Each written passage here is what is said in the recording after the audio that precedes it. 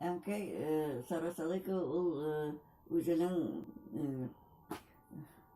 шәкертләрен хорда булай танышмы, ул нитә гел армиягә озата, армиядан кайткач каршы ала. Шундый бер случайда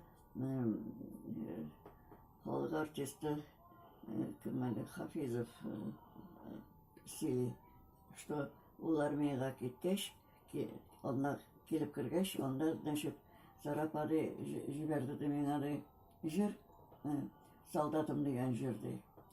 Шул солдатым җырган җырны ди моментально ул ансамбльга аны определили армияда, армияга килгәч ансамбль песни пляскида шунда моментально аны шул җырны алды.